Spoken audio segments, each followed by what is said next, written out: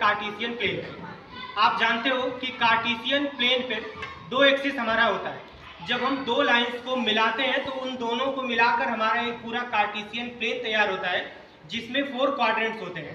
First horizontal line को हम x axis बोलते हैं और वर्टिकल लाइन को वाई एक्सिस बोलते हैं। एक्स एक्सिस के लेफ्ट साइड में सारे नेगेटिव पॉइंट्स होते हैं और राइट साइड में सारे पॉजिटिव पॉइंट्स होते हैं।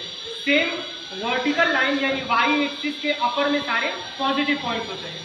अब हमें ये समझना है कि हम किसी भी इर्रेशनल नंबर को नंबर लाइन पे रिप्रेजेंट कैसे करते हैं।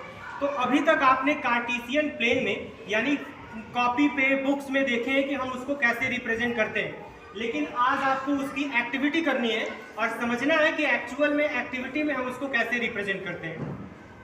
तो सबसे पहले आपको पाइथागोरस थ्योरम समझने की जरूरत है कि आप उस एक्टिविटी को करने के लिए पाइथागोरस थ्योरम का रूल कैसे अप्लाई करते हो। तो सबसे पहले हम पाइथागोरस समझते हैं।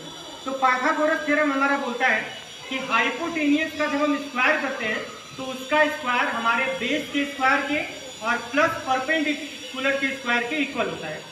तो बेस और परपेंडिकुलर जो वैल्यू होती है, जैसे हमने मान लिया कि हमें हाइपोटेनियस में √2 चाहिए, ठीक, तो हम क्या करेंगे, बेस और परपेंडिकुलर दोनों की वैल्यू 1 यूनिट फिक्स करते हैं। तो जब आप 1 का स्क्वायर करते हैं तो 1 + 1 आता है, मीन्स 1 का स्क्वायर 1 + 1 का स्क्वायर 1, दोनों मिलाते हैं तो 2 बनता है। और जब हम हाइपोटेनियस स्क्वायर की वैल्यू 2 हो गई तो हाइपोटेनियस की वैल्यू √2 यानी √2 हो जाती है। इस तरह से ये फॉर्मूला हम अप्लाई करते हैं। अब हम देखते हैं कि हम इसको रिप्रेजेंट कैसे करते हैं। तो ये देख रहे हैं, ये पॉइंट यहाँ पे पहले से फिक्स किया गया है। ये पॉइंट जो आपको दिख रहा है ये √2 होता है हमारे कार्टेशियन प्लेन पर। √2 कैसे होता है, हमने हॉरिजेंटली 1 यूनिट का एक डिफरेंस लिया है। इस डिस्टेंस को हमने वर्टिकली सेम डिस्टेंस लिया हुआ है, ये 1 यूनिट और वर्टिकली 1 यूनिट। जब हम इसको पाइथागोरस थ्योरम से सॉल्व करते हैं तो हमारा हाइपोटेनियस √2 आता है। इस √2 के यूनिट को, इस डिस्टेंस को जब आप यहाँ से रिमूव करके और ऐसे मूव कराते हो तो एक्स एक्सिस के जिस पॉइंट पर ये पहुँचता है वही पॉइंट हमारा √2 होता है। यानी जिस पॉइंट पर हम इसको फिक्स कर रहे हैं, 0 से लेकर उस पॉइंट तक का डिस्टेंस हमारा √2 होता है। इसे हम बोलते हैं कि इर्रेशनल नंबर को हम नंबर लाइन पे कैसे रिप्रेजेंट करते हैं। √2 की जो वैल्यू होती है आप सभी को पता है कि 1.414 होती है। ये √2 की अप्रॉक्सीमेट वैल्यू होती है, एग्जैक्ट वैल्यू नहीं होती है। तो आप देख रहे हैं कि हमने यहाँ पे 0 मान के रखा है, ये पॉइंट 1 है, ये पॉइंट 2 है आपका। तो 1 और 2 के बीच में हमारा √2 आ रहा है। यानी हमने अभी कहा कि √2 की वैल्यू 1.414 होती है और आप देख रहे हैं कि 1 और 2 के बीच में हमारा वो √2 एग्जिस्ट करता है।